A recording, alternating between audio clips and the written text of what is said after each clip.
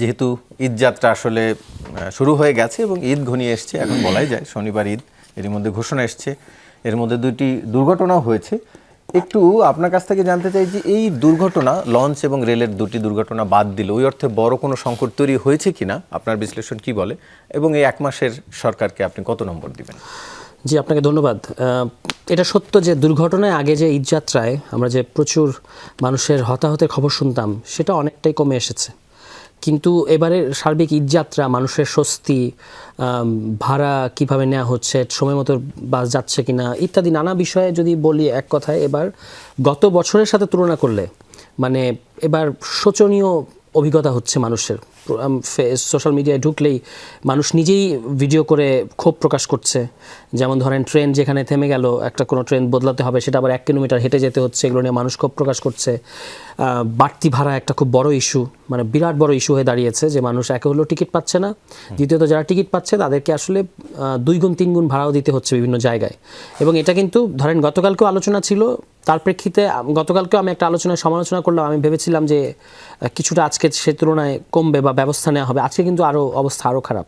আবার কালকে দিনটা আছে কী হবে জানি না। এবং এর ফলে সাধারণ মানুষ, একেবারেই যারা সাধারণ মানুষ, খেটে খাওয়া মানুষ, তারা বাড়তি ভাড়াটা যোগান দিতে না পারার কারণে ট্রাক বা বিভিন্ন ধরনের নিজেরা কিছু অচল ফিটনেসবিহীন গাড়ি, বাস, এগুলোর ব্যবস্থা করে নিজেদের মতো করে যাওয়ার চেষ্টা করছে, যেটা আবার রাস্তার উপরে একটা চাপ তৈরি করছে। কিন্তু আপনি যদি আমাদের মন্ত্রী মহোদয়ের কথা শুনেন এই বিষয়ে, তাহলে আপনার কাছে মনে হবে তিনি বলেওছেন যে অন্তর্বর্তী সরকারের আমল হচ্ছে এবার বেটার, মানে ওনার কাছে হচ্ছে ওই সরকারের চেয়ে এবার ভালোভাবে মানুষ যেতে পারছে, এটা দেখানোটাই একটা বড় বিষয়।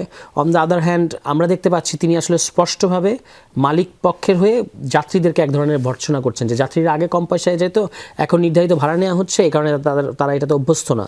কিন্তু বাস্তবতাটা আসলে খুবই অন্যরকম। এবং তিনি যেভাবে আপনার এই যে রাস্তা থেকে বেশি ভাড়া নেওয়া কিংবা ওই যাত্রী কি বলে ওইটাকে আপনার মালিক শ্রমিক কল্যাণের নামে যে সমঝোতা, যেটাকে উনি বলেছেন সেই টাকা উঠানো, এগুলোকে যেভাবে জাস্টিফাই করেছেন, এটা কিন্তু আরও এই বাস মালিকদেরকে আরও বেশি উৎসাহিত করেছে। যে মন্ত্রী তো বলছেন যে এটা করা যাবে, কিন্তু আপনি দেখেন যে যেটা মূল ইস্যু, যাত্রী কল্যাণ সমিতি গতকালকে যে একটা প্রতিবেদন প্রকাশ করলো, এটা অবশ্য সরকার পক্ষ থেকে আজকে স্বাভাবিকভাবে সংগত কারণে আমরা বুঝতে পারি যে তারা এটাকে অস্বীকার করছে, কিন্তু ওখানে বলা হয়েছে যে একেবারে হিসাব সহ 2 গুণ 3 গুণ বেশি ভাড়া নেওয়া হচ্ছে, কোন রুটে কিভাবে, তারপরে আপনার সব মিলে তারা একটা হিসাব দিয়েছে যে প্রায় 148 কোটি টাকা বেশি গুনতে হবে যাত্রীদের। তারাও যেটি বলেছে 20 বছরের তুলনায় এবার সবচেয়ে বেশি, সেটিও কি আসলে ওই পর্যায়ে হয়েছে?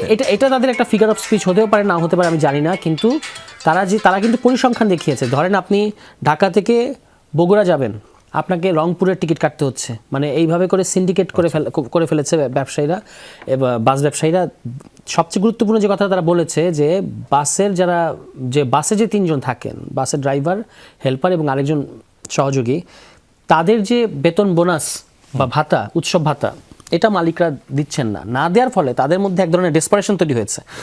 তারা রাস্তার মাঝখান থেকে আপনার যাত্রী ওঠাচ্ছেন, সেখান থেকে বেশি ভাড়া নিচ্ছেন, মানে এখানে কোনো রেগুলেশন নাই। সার্বিকভাবে এই ঈদযাত্রাটা মানুষকে আবারও পুরনো স্মৃতি, 7-8 বছরের যে পুরনো, একেবারে মানে যে যার মতো যাও, কোনো সিস্টেম নাই, কোনো নিয়ন্ত্রণ নাই। গত বছরের ঈদেও আমার কাছে মনে হয়েছে যে একটা নিয়ন্ত্রণের মধ্যে, একটা রেগুলেশনের মধ্যে আসছে আমাদের ঈদযাত্রাটা, কারণ এটা সবসময় খুবই বেদনাদায়ক অভিজ্ঞতা হয়। কিন্তু এখন আবার এবারে যেই মানুষের যে অভিজ্ঞতা দেখা যাচ্ছে, বিভিন্ন ক্লাসের মানুষ, শুধু যে নিম্ন আয়ের মানুষ তা না, যারা একটু অবস্থা সম্পন্ন, তাদের অভিজ্ঞতাও কিন্তু ভালো না। ফলে এখানে আমি বলবো যে আমাদের এখানে যিনি দায়িত্বপ্রাপ্ত মন্ত্রী, তার এখানে সুস্পষ্ট ব্যর্থতা আছে, এবং তিনি যেখানে সমস্যা আছে সেটা ঠিক না করে আবার ওটার পক্ষে সাফাই গাইতে গিয়ে সমস্যাটাকে আরও জটিল করে তুলছেন। মানে কথার একটা ভুল কথাকে ডিফেন্ড করতে গিয়ে আরও একটা ভুল কথা, সেই ভুল কথার পিঠে আরেকটা ভুল কথা, এরকম ঘটনা ঘটছে। তো সেই দিক থেকে আমি এই ঈদযাত্রা যদি বলেন যে এই ক্ষেত্রে সরকার জনগণকে একেবারেই স্বস্তি দিতে পারে নাই, এবং এখানে তারা খুবই মানে লেস দ্যান এভারেজ মার্ক পাবে।